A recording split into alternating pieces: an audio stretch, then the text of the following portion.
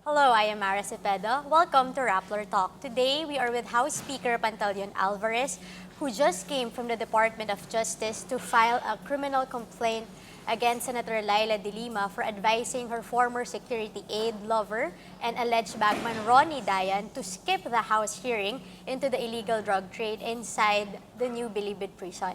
We will be asking the Speaker about the said complaints as well as key legislation at the House of Representatives. Hello, Speaker Alvarez. Hi, Mara. Sir, I'll just dive Okay. right into it, sir. How crucial was it that it was you, Majority Leader Rodolfo Fariñas, and House Justice Panel Chairperson Reynaldo Umali, who filed the two complaints, one before the DOJ today and one before the Senate Ethics Committee yesterday? Well, kaya tatlo kami yung nag-file, no? Because we consider this as an offense committed against the House of Representatives as an institution. Kaya yung chairman ng Committee on Justice, yung majority floor leader at saka yung speaker ay naging complainant po dito.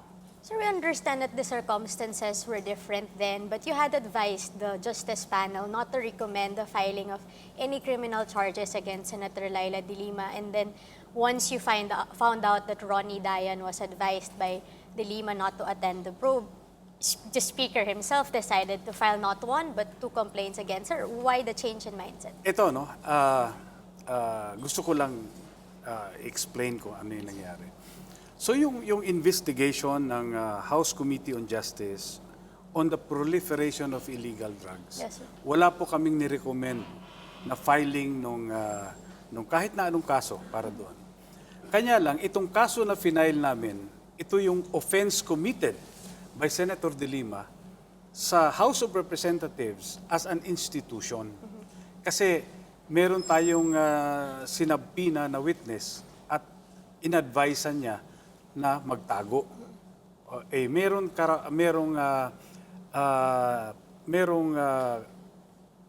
nararapat na provision ng ating batas yung violate niya. Kanya po nag-file yung kaming tatlo representing the House of Representatives as an institution. She had broken the long-standing tradition of interparliamentary courtesy when she did that. Opo, kung titingnan mo talagang ito ay pambabastos. Talagang walang parliamentary courtesy na ibinagay sa atin dito dahil nga isipin mo kung senador ka pa at alam mo naman na membro ka ng Kongreso, ano? At pinayuhan mo yung isang witness na sinabpina ng institution itself, no? Para magpaliwanag at pinayuhan mo magtago, hindi nararapat yun. Last week, Sir Speaker, you said you filing an arrest warrant is something that was still an option to be considered by the House of Representatives. Is this still on the table? Nandyan palagi yung option na yan. Ano? Kanya lang ako, pinag-aaralan ko rin. Considering na etong si Senator De Lima, she is a very scheming person. No? Na papapasukin ka, mag-issue ka ng warrant, tapos palalabasin niya. Alam mo na, yung drama na to draw sympathy at saka pity from the people. So she's faking it, sir, all this time? Alam mo naman, ay halatang-halata naman no, na talagang grabe magsinungaling ito. Ngayon lang ako nakaka-encounter ng ganitong tao. Kumbaga sa lahat na nagsasabi ng katotohanan ay gusto niyang sabihin, kayo ang lahat ang sinungaling, ako lang ang nagsasabi ng katotohanan. I mean, yung attitude na gusto niyang baliktarin to save herself, no? Na kunwari malinis pa rin siya. Well, Speaker, she's currently out of the country now for speaking engagements in the U.S. and in Germany, I think. Are you concerned or do you have any fears for your complaints? Kasi baka takbuhan niya, hindi na siya umuwi ng Pilipinas. Well, para sa akin naman, kung sakali man na tumakbo siya, hindi na siya bumalik dito, iyan ay nangangahulugan na talagang guilty siya. Hindi niya kayang harapin yung mga reklamo laban sa kanya. Hindi niya kayang harapin yung mga accusations against her. Speaker, let's go to another issue.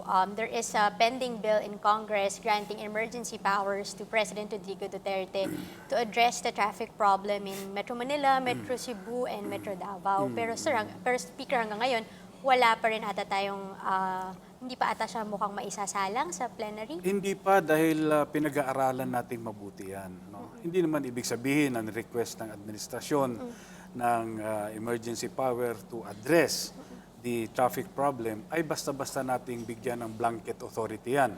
Kinakailangan alamin muna natin ano ba ang gagawin nyo. Diba? Ano ba ang plano? Para naman yung ibibigay natin sa kanila kung ano lang yung kailangan. Hindi yung basta bigyan natin sila ng ganung poder at saka wala namang sobra-sobra naman at wala naman hindi sang-ayon sa programa na ilalatag nila. You have mentioned before that it is the DOTR that's delaying the granting of the emergency powers because you said they still haven't come up with a proper plan to address the traffic problem and presented it to Congress even until today? Wala akong nakikita, no? Wala pa akong nakikita. So, yun yung ako naman ay nakikiusap. In fact, I'm one of the principal authors, no, nung emergency powers. Kaya lang, gusto ko naman na bago natin maibigay yan ay malinaw kung paano ito mag-a-address doon sa problema ng traffic congestions dito sa mga major urban centers. In the bill that you filed, it's not directly, the emergency powers will not be directly given to President Duterte. Rather, it will be given to the DOTR Secretary as alter ego of the President. But given what you just said, Speaker, are you having any doubts on the capacity of Secretary Arthur Tugade to lead the DOTR and solve the traffic issue? Wala naman. Wala akong doubt doon, no. Kaya niya. Ang sinasabi ko lang dito, gusto ko lang din malinaw. Malinaw din sa taong bayan kung para saan natin binibigay yung emergency power na yun. Wala po ba kayo, off the top of your head, Speaker, paano po ba natin, any recommendations to the DOTR since you were DOTC Secretary before? Well, una, yung pag-rescind ng mga highly disadvantageous contracts Okay. na pinasok nung nakaraang administrasyon sa DOTR. Yung mga maintenance contracts ng tren na talaga nakita natin, ang sama talaga ng yung performance, no? Yung may mga inaward silang mga PPP na hanggang ngayon wala mang nangyayari. Imbis na makatulong, it worsened, no, the condition. Tapos of course yung pag-manage ng mga terminals, no, doon sa along EDSA at saka yung iba pang major thoroughfares ng Metro Manila. Tapos yung pwedeng pumasok nga doon, yung relocation, lahat, ano? Yung bilisan nila yung yung delivery ng mga bagong coaches para sa MRT, LRT para makadagdag, no, doon sa mga pasahero, especially on peak hours. Speaker, how about on the procurement law? Yun, I really discourage. No, parang doon ako nagdadalawang isip na bigyan ng power to negotiate contracts. How come? Mahirap yun. Yung mga big ticket contracts, ini-negotiate mo, mukhang hindi ako pabor doon. Are you concerned about possible corruption? Yung mga of course, the potential is always there, no? I'm not saying na corrupt yung mga officers diyan, but naniniguro lang tayo. So tatanggalin yung provision na ito sa bill kasi alam ko sir nandun pa rin siya eh. Hindi, lalagyan mo lang doon in yung mga ordinary procurement, no? Okay. Na yung parang ordinary wear and tear, pagbili ng mga pyesa, mga parts, no? Pwede 'yon. Pero yung sabihin mong mag-award ka ng mga malalaking kontrata, hindi po pwede 'yon. Kailangan nating sundin natin yung normal course. Speaker, you have been one of the strongest critics, I think, of the DOTR under this administration. There have been rumors in political circles that the DOTR post is apparently being prepared for you. Is there any truth to these rumors, sir? Ay, hindi. Kwentong kutsero yan. Oo. No offers. Why should I exchange my elective position to an appointed one?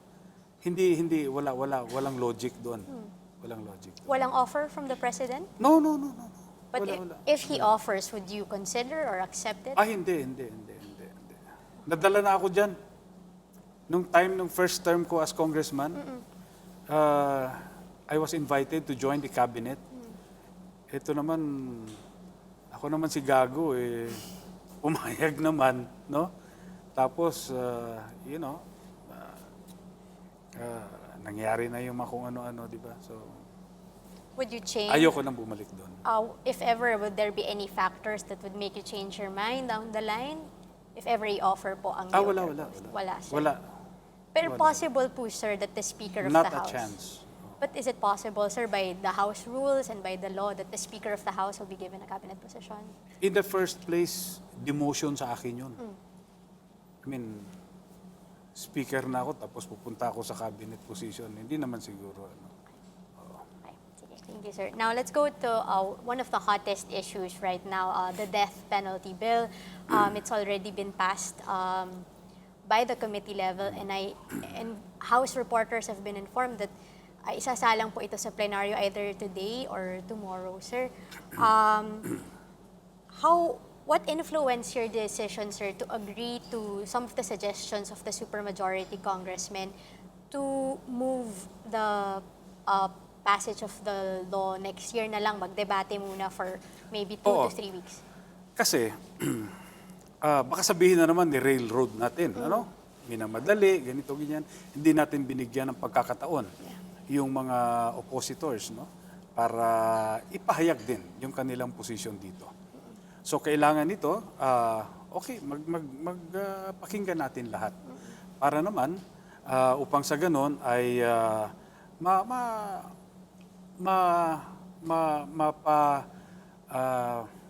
paano ba to? Pasensya ka na kasi Bisaya ako, hindi ko nangangapa ako ng sasabihin ko.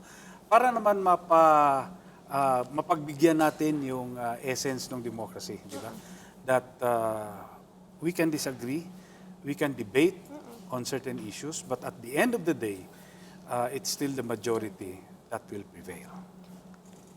Did you feel any pressure from the Catholic Church? That's why you agreed to extend the debates? Because No. No pressure? Hindi, no pressure. No pressure. No pressure whatsoever. What are your thoughts, sir, on, I think, Cardinal Tagle and Archbishop of Lingayen already made prayers against the death penalty, sir? Alam mo, ganito yan eh. Ganito yan, no? Hindi ko sinasabing tama ako. Pero gusto ko lang tignan nyo itong punto na to. Itong mga oposisyon ng simbahan, itong mga i-subject natin sa death penalty, ito yung mga tao na gumawa ng karumal-dumal na krimen, no? Heinous crimes that you can imagine to be committed by a human being. Diba? Ito yun.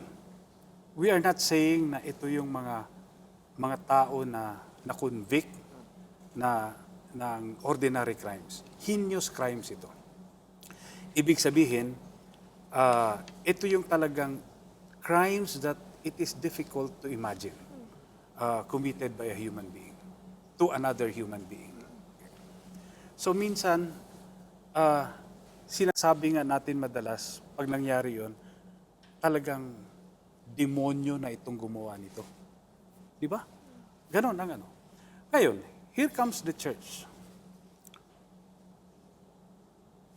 Who wants to protect itong mga evil doers? Di ba? Bakit ganon? Why do you want to protect evil? Why do you want evil to triumph over the good? Hindi ko maisip 'yon. Merong merong sa Biblia 'yan, ha? yung ano ba yan? Corinthians ba yan? O kung ano, no? Na sinasabi na, Satan comes in many forms. Minsan, nakasuot ng robe yan. Sana hindi naman ganun. Pero kung ikaw, pinoprotektahan mo itong mga demonyo na ito, you want evil to triumph over the good. But Speaker, there have been arguments that reimposing the death penalty is anti-poor given our corrupt justice system, and it's not a real deterrent to crime. Alam mo, matagal na argumento na yon. Yung mga anti-poor, yung death penalty. Hindi. Ang problema dyan, tingnan mo na nila yung record. Go back to history. Ilan ba ang nabitay nung panahon na yan ay nandyan?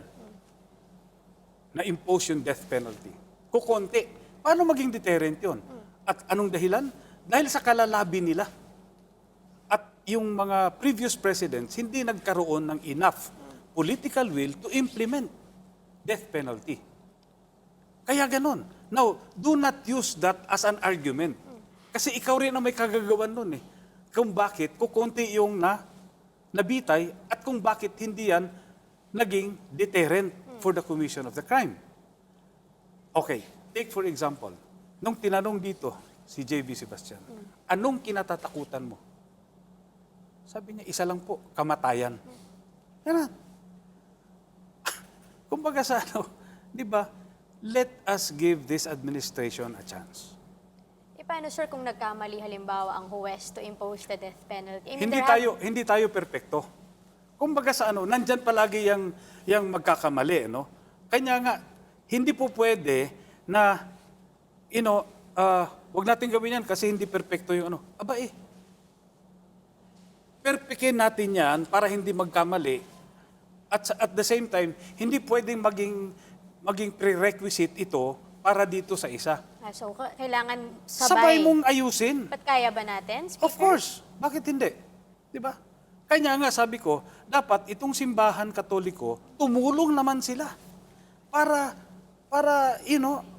sabihin dito sa mga yung mga sa justice system natin, yung mga huwes, yung mga piskal, nagawin niyo yung tama, yung kanyang trabaho at hindi bawal ang tumanggap ng Alam mo kung naging masigasig sila sa kanilang pag-preach ng words ng Biblia at hindi lang yung basta nag-celebrate ka ng Mass dyan, bla bla bla. No? Kung naging masigasig sana sila, edi sana napagaang na yung yung problema ng gobyerno. Ang siste, wala nga akong nakikitang positive actions from the Catholic Church. Ano bang ginawa na nila? Poverty, anong ginawa? Sabihin mo sa akin, education. Meron bang Catholic schools? Ikaw na magsabi sa akin, meron bang Catholic schools na para sa mahirap? For private, I think most of them are private. Kaya nga, ang mamahal nun. Ako, galing ako doon, kaya alam ko yan. Bakit ganon? Bakit? Palagi mong kinukwestiyon, ayan, para lang yan sa mahihirap. Yung death penalty na yan. Kasi hindi. Ngayon, bakit ikaw? But I think the argument of the church, sir, is that man is not supposed to kill another person. We can always be wrong. Tanging ang Diyos lang daw dapat. Hindi. Sa Biblia nga, di ba, may kinote na nga si Manny Pacquiao But sir, we're not supposed to take specific hindi, Bible yun na verses. nga. Ang problema kasi, gusto nilang gamitin lang yung makakabuti sa kanilang argument. Hindi. Tingnan mo yung lahat. Lahat ng nakalagay dyan. But sir, leaving the Bible argument aside, we signed the second optional protocol to the International Covenant on Civil and Political Rights. Sino mga nakapirma dyan? I think there are yung mga countries po na wala pong death penalty as of now. And according to UN High Commissioner for Human Rights, Al Hussein, we're not allowed to withdraw from it para Bakit? ma-reimpose natin Who ang are death they? penalty. Who are they to tell us what to do? We are a sovereign country. But we will be violating... Membership is always voluntary. Membership is always voluntary. Di ba? Bakit? Yung United States of America, makapangyarihang bansa sa buong mundo, merong death penalty. Lahat ng Asian countries meron. Tayo lang ang gagong wala. O, di ba? O, ano? Karamihan lang walang death penalty, yung mga bansa sa Europa. Kultura nila yun. Huwag nilang i-impose sa atin yan. There have been arguments, sir, that the Duterte administration has been very bloody. If you return the death penalty, won't it just make the criticisms against the administration stronger? Ito na nga, sinasabi nila, yung mga EJK na yan, di ba? Kung may death penalty, baka hindi mo na, ang problema kasi ngayon, namamatay, sinacharge ka agad sa administrasyon. Kung meron ng death penalty yan, o di, mababawasan yung reklamo nila sa EJK. But sir, does that mean the choice is just between extrajudicial killings and... Hindi, sinasabi ko lang yon. Sinasabi ko lang yon. Di ba? Yung tao, yung mga iba dyan, gustong pumatay, pwede. Yung gobyerno, hindi. Nagkasala ka. Even the Constitution itself, nakalagay doon eh. Okay, bawal ang imposition ng death penalty except for compelling reasons doon sa heinous crimes, pwede. O bakit gusto mong isang tabi yung yung provision ng Constitution? Well, sir, there's also House Bill number 2, which will lower the minimum age of criminal responsibility from 15 to 9 years old. And critics of the death penalty in this particular bill are saying if they're both passed, we might arrive at a situation in the future when the Philippines would kill a 9-year-old child. Tingnan mo, mga bugok yung mga yan eh. Tingnan mo, ang pinopropose natin, 9 years old, ibalik. Yung sa dati, ng revised penal code. Meron bang nabitay na 9 years old nung araw? Wala. Bakit? 9 years old to 12 years old, no?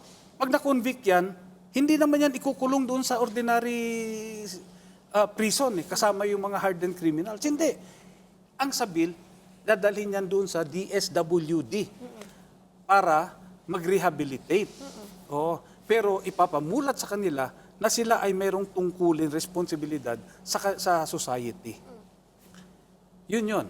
So we're not in danger of Hindi. Alam mo kung ano-ano lang yung ginagamit nilang argumento. Hindi ganon. Speaker, sa ngayon, there are 21 crimes under the bill, the death penalty bill, that would be punishable by capital punishment. And we heard there are some congressmen who want na drug-related cases na lang mas amenable sa kanila. Yun na nga ako, okay na nga ako doon na first, yun na lang muna, di ba? Tapos nag-request, may mga ibang citizens, no, na nag-request, bakit naman yung mga drug-related cases lang? How about yung victims nga, no, itong crimes on yung anong tawag nila dito, yung pyramiding scam? Isipin mo, yung tao naghirap, mag-ipon, tapos biglang gaganunin mo, di ba? Pasakit masyado yun. Bakit daw hindi isama yan? Tapos, bakit naman daw hindi isama yung mga... Ang dami nilang mga nire-request pang ibang heinous crimes na kailangan isama. So pwede pong madagdagan or mabawasan? Pwede madagdagan. Depende na sa plenary. Down to the last question na po for today, Speaker, when do you think the death penalty bill will be passed now that you're going to have the debates? Tingin ko mga first quarter ng 2017 tapos na tayo dyan. Dito sa House. Hindi ko alam sa Senado. Thank you so much, Speaker Alvarez, for answering our questions today. We just heard Speaker Pantaleon Alvarez talk about the complaints filed against Senator Laila de Lima, the emergency powers to be granted to President Rodrigo Duterte to address the traffic problem, and his thoughts on the reopposition of the death penalty. I am Mara Cepeda. Join us again next time.